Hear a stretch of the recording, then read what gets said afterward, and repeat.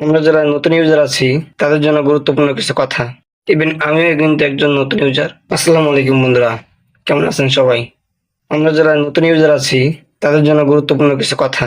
Even আমিও কিন্তু একজন নতুন ইউজার। আমার ফলোয়ার খুবও বেশি না, ভিউসও খুবও বেশি না।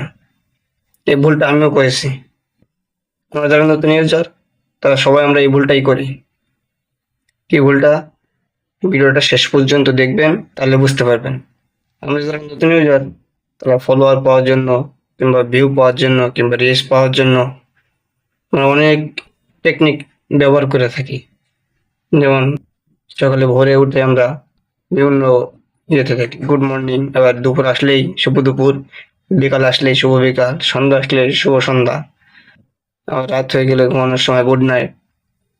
এই সমস্ত টেক্সট আমরা বা লেখা আমরা পোস্ট করে থাকি। এতে করে আমাদের পেজটা বা প্রোফাইলটা টেক্সট কেন্দ্রিক হয়ে ওঠে। পরবর্তীতে আমরা যখন ওই পেজ বা প্রোফাইলে ভিডিও আপলোড করি, সেই ভিডিওতে ফেসবুক রিচ কমায় দেয় বা ভিউজ কমায় দেয়। দেখবেন ভিউজ 50-60টা হবে কিংবা 100 হবে, রিচ আসবে 40-50, এরকম।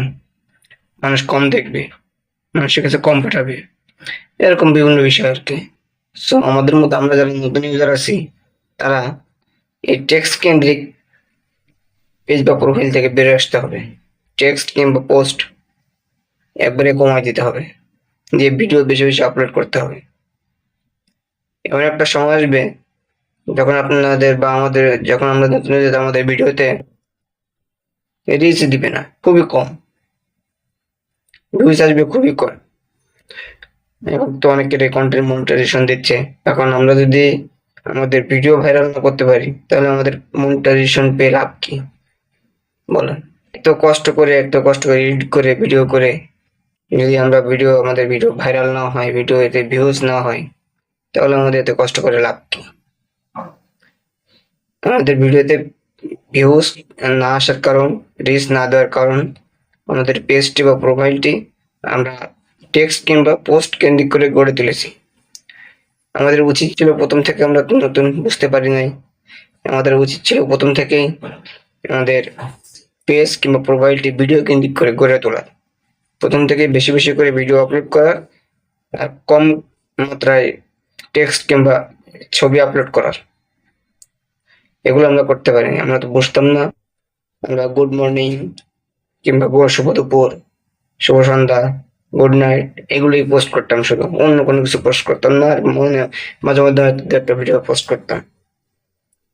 প্রথম প্রথম হয়তো আপনাদের সব পোস্টে রিচ দিবে, ভিউ দিবে, কিন্তু আস্তে আস্তে পরবর্তীতে দেখবেন না সবকিছু আপনাদের কমাই দিচ্ছে, তখন কিন্তু কোনো লাভ হবে না। আস্তে আস্তে আপনার ড্যাশবোর্ড সম্পূর্ণ লাল হয়ে যাবে, যেমন আমার হয়ে গেছে। আমি এটা করছিলাম, আমার হয়ে গেছে। সো আমার অভিজ্ঞতা থেকে আমি শেয়ার করলাম।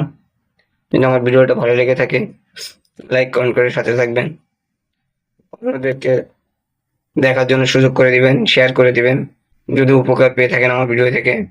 আসসালামু আলাইকুম বন্ধুরা, ভালো থাকবেন, সুস্থ থাকবেন। আজকের মতো বিদায় নিচ্ছি। ধন্যবাদ সবাইকে।